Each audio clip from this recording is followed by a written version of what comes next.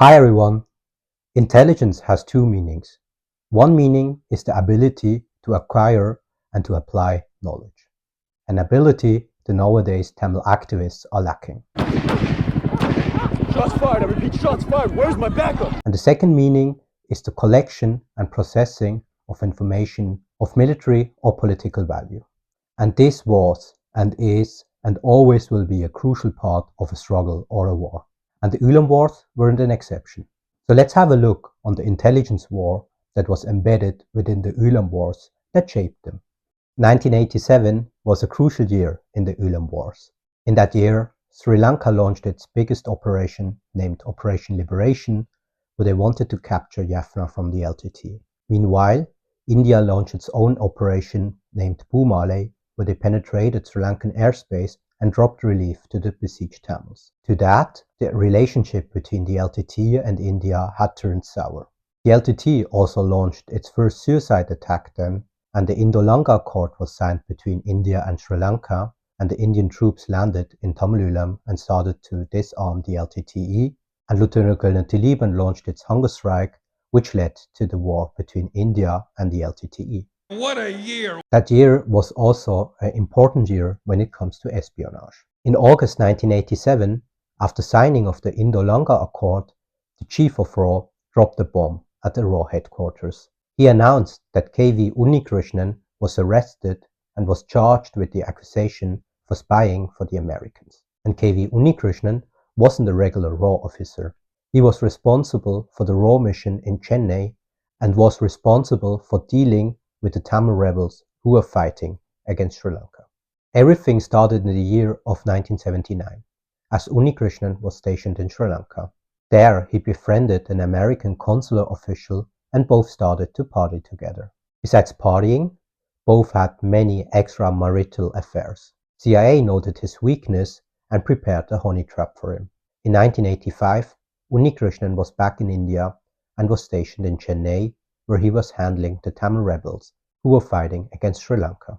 One day, a Pan-American stewardess contacted him and told him that his American friend gave her his number. She further stated that he told her to contact Unnikrishnan when she felt lonely and had a deficiency of vitamin D. So our beloved Unnikrishnan visited her first in Delhi and later in Singapore. In Singapore, the CIA took photographs of them together and started to blackmail him. It's a weakness born of man. Afraid of his wife, Unnikrishnan started to share information related to the Tamil program with the CIA, and the CIA shared it with Sri Lanka. The Indians were surprised that the Sri Lankan always knew what was going on between them and the Tamil rebels. As an example, details about arms procurements or the details related to the Indo-Lanka Accord were never new to the Sri Lankans. Therefore, RAW started to realize that they had a mole. After many observations and phone tappings, they caught Unnikrishnan. It is believed that the Sri Lankan president J.R. Jayawardena made the correct assumption gained through Unnikrishnan that the relationship between the LTTE and the India turned sour. And with signing the Indo-Lanka Accord, he was able to drive a wedge between the LTTE and India.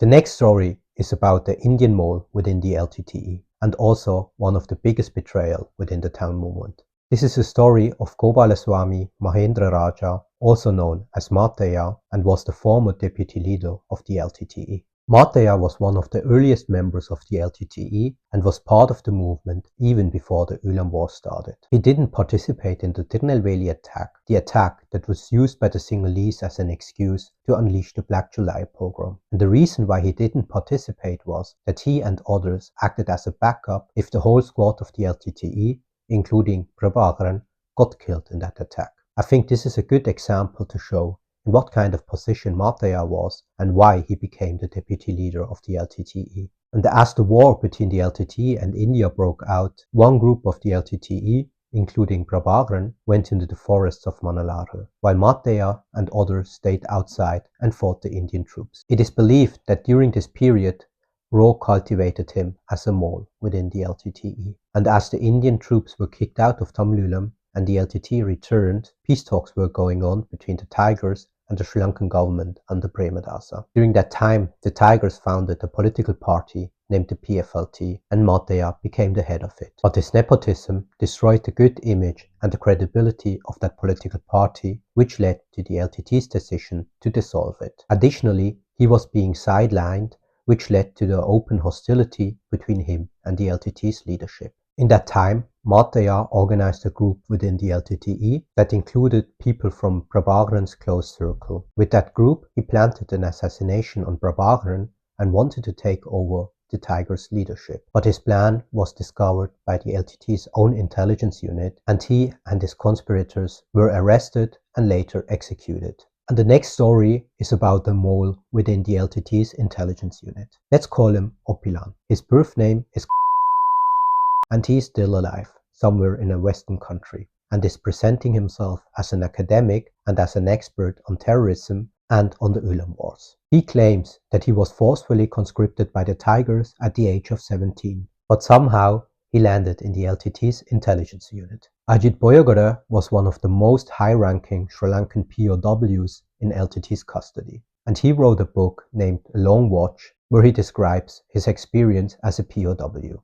In his book, Oppilan is mentioned. Boyagara mentions how he was visited by LTT's intelligence unit, where Oppilan was part of it and was interrogated about Sri Lankan naval assets. Many information related to Oppilan are not verified, but what is verified is that his uncle had a high-ranking position within the military apparatus. And in the 90s, Oppilan switched sides. He took many information related to the LTTE and to its intelligence unit with him. And the next story is the story of a Tamil mole within the Sri Lankan government, and his name was Kulaveerasingham Veerakumar, or also known as Babu. Babu arrived in the Sri Lankan capital Colombo in 1991. There he rented a grocery shop in front of the Sri Lankan President Premadasa's residence. With his location, he started to befriend the security circle around the president and his personal valet. He entertained them with women and with liquor. Through this connection, Babu was able to travel with the president to several trips and was also able to move lorries between the LTT-controlled Jaffna and Colombo. It is believed that with these lorries, explosives were brought to Colombo. And on the May Day rally in 1993, Babu strapped a suicide vest and got close to the Sri Lankan president, where he detonated the bomb. After Rajiv Gandhi, Premadasa was the second head of state who met his fate in a Tamil fashion. Premadasa was the one who made it possible for the LTTE to carry out their new form of warfare. Besides waging a semi-conventional warfare on land, on sea, and later even in the skies, the LTT had another weapon in their arsenal: the assassination of high-ranking military or political leaders while hitting high-value economical or military targets. And responsible for this was the LTT's intelligence unit and its Black Tiger units. Everything started in 1989 as Premadasa became the president. He started negotiation with the LTTE, who were fighting against the Indian troops at that time. Both shared the interest that the Indian troops need to leave Eelam. During that talk, the LTT established an intelligence network within the Sri Lankan capital of Colombo. And as the Second Eelam War started, these networks carried out attacks in the Sri Lankan areas that were till then mostly untouched by the war. Oh, you want a fucking war? Then you'll get one! The LTT was always known for assassination. As an example, Prabhakaran gained popularity with the assassination of Alfred Tureyappa, the mayor of Jaffna. But with the start of the Second Eelam War and after the withdrawal of the Indian troops, LTT's assassination campaign was on steroids. As the Indian troops left Tamil Eelam in March of 1990, the EPRLF, a Tamil group that acted as their paramilitary, fled to India. And in India, they held their meeting of the Central Committee that was visited by LTT gunmen. In that incident, the EPRLF leader and others were killed. And soon, the Sri Lankan defense minister was killed too, because he had planned to kill Prabhakaran.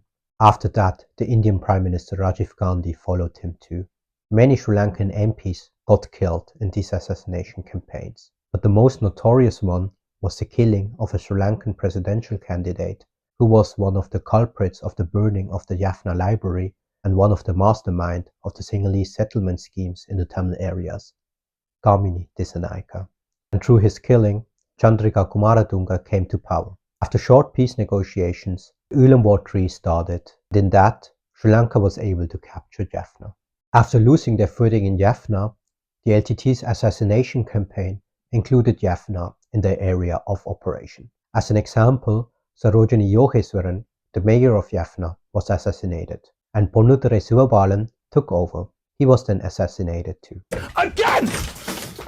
Chandrika Kumaratunga, the president of Sri Lanka, narrowly escaped an assassination attempt where she lost an eye. Besides the political leaders, the military leadership of the Sri Lankan military was also included in these campaigns. As an example, the commander of the Sri Lankan Navy was killed, and also the commander of the newly captured Jaffna, Larry Vijayaratne, was killed too. Also many high-value military infrastructures like the JOC building or the army headquarters were attacked. Harbors and military airports were regularly attacked. The most famous one was the attack on the Kattunayaka and Bandaranaike airports in 2001, where Sri Lanka lost many civilian and military aircrafts and was forced to the peace negotiation in 2002. The LTT also attacked high-value economical targets like the Colombo oil storage depot or the Kelantisia power plant or the Sri Lankan Central Bank. They also never forget to take care of Tamil collaborators, paramilitary or political. But I just want to mention here that this wasn't the full list of their campaign.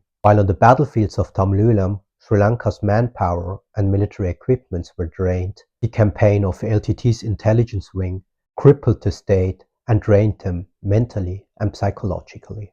The next story is about the LRRP unit. This unit infiltrated LTT-controlled areas with the help of former LTT members and gathered intelligence and conducted assassinations on high-ranking LTT members. They were quite successful during Eelam War 3 and Eelam War 4. Tigers didn't have an antidote against them. Kangayamaran, the deputy commander of the Sea Tigers, or Colonel Shankar, the commander of the Air Tigers, were the most notable kills of this unit during Eelam War 3. But many other important members of the LTT were killed by the LRRP unit. And high-ranking members like Brigadier Tamilchelvan, the political head of the Tigers, or Brigadier Balraj narrowly escaped assassination attempts of the LRRP unit. Let me guess, an eye for an eye.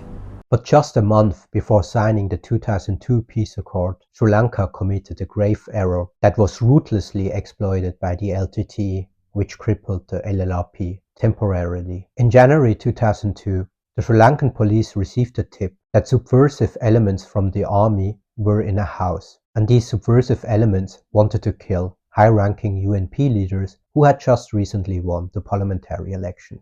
Therefore, the Sri Lankan police raided the house. And during that raid, 5 army personnel, a paramilitary member, and a former member of the LTT were arrested. Many weapons and LTT uniforms were found too. But what the police didn't know at the time was that this was a safe house of the LRRP unit, and one of the arrested soldiers was Captain Eelam, the commander of the LRRP unit. Despite the involvement of many high-ranking military officials, the police didn't release them immediately, and many information related to this operation and the personal credentials of the arrested were leaked to the press. This was the breakthrough that the LTT's intelligence unit needed to deal with the LRRP problem. Let there be carnage! Just 1 month later, in February 2002, the Tigers and the Sri Lankan government signed the peace accord of 2002. Despite this, the hunt for the LRRP unit was going on. In the following years, around 80 persons, including former LTT members or Tamil paramilitary members who acted as informants to the LRRP, Tamil soldiers, and high-ranking Sri Lankan military intelligence officers were killed in the campaign. The last story of this video is about Damodaram Pillai Sivakumar, alias Newton. Newton was a high-ranking member in the LTT's intelligence unit. He was already active in the early 90s. In Ajit Boyagada's book, A Long Watch, Newton is mentioned. Boyagada mentions that Newton was one of the kindest leaders of the LTT's intelligence unit with whom he had contact during his captivity. He even mentions how Newton visited him after he was released and told him farewell. In April 2005, Newton, a friend, and the driver went to the south. It is not known for what purpose he went to the south, but it is believed that it was in the context of the recently defected Karuna Amman.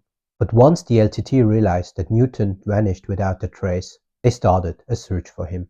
They even abducted an inspector from the counter-terrorism unit with the intention to swap him for Newton. But they never ever heard from him again. It is believed that Newton's capture crippled the LTT's intelligence network during the Eelam War. As once the Fourth Eelam War started in July 2006, the LTT couldn't commit attacks like in the 90s. But despite this, in April 2006, the commander of the Sri Lankan army, Sarath Fonseca, was wounded in an attack. And 1 month before the start of the Fourth Eelam War, the third highest ranking military officer was killed. And in December 2006, Gotabaya Rajapaksa, the mastermind of LTT's destruction, narrowly escaped an assassination attempt. Despite these high-profile attacks, the LTT couldn't crack the newly formed war machine of Sri Lanka that had unlimited support in the context of the global war on terror. And on the other side, the LRRP and the Sri Lankan intelligence agencies had new assets and access to new information on the LTT to Kedarnath's defection, and this played a crucial role in the crushing of the LTTE. Despite huge challenges, the LTT remained lethal till its last days. In October 2008, the LTT assassinated Janaka Pereira, a former high-ranking military commander now turned to politician. But in May 2009, the LTT was militarily defeated and over 160,000 Tamils were killed or disappeared. Many may argue that LTT's warfare killed civilians as well. And that's true. According to Sri Lankan sources, the LTT was responsible for the deaths of 9,800 civilians and for the injuries of over 10,000 civilians during the whole Eelam Wars. However, when we put this in a context, over 7,000 Tamil civilians were killed even before the war started. This figure does not count for all the massacres that happened during the first 3 Eelam Wars and for the genocidal massacre that ended the Fourth Eelam War. And I think this comparison shows how limited the LTT's violence was. Despite the Eelam Wars ended 16 years ago, many aspects of it are still not known. But as a Eelam Tamil historians, the search for these informations never ever truly ends. Thank you very much for your attention. Please leave a like or a comment in the comment sections and don't forget to subscribe my channel. I wish you a nice day.